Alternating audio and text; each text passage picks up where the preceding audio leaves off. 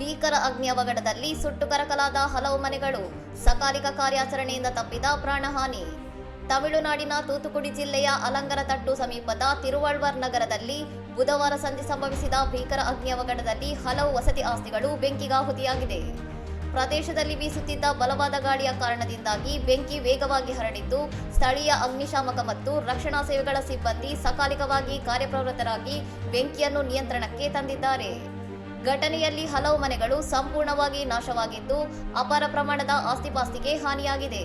ಆದರೆ ಅದೃಷ್ಟವಶಾತ್ ಯಾವುದೇ ಪ್ರಾಣಹಾನಿ ಅಥವಾ ಗಾಯಗಳಾಗಿರುವ ಬಗ್ಗೆ ವರದಿಯಾಗಿಲ್ಲ. ಬೆಂಕಿ ಹತ್ತಿಕೊಳ್ಳಲು ನಿಖರವಾದ ಕಾರಣವೇನು ಎಂಬುದು ಇನ್ನೂ ತಿಳಿದು ಬಂದಿಲ್ಲ. ಈ ಕುರಿತು ಸ್ಥಳೀಯ ಅಧಿಕಾರಿಗಳು ತನಿಖೆಯನ್ನು ಪ್ರಾರಂಭಿಸಿದ್ದಾರೆ.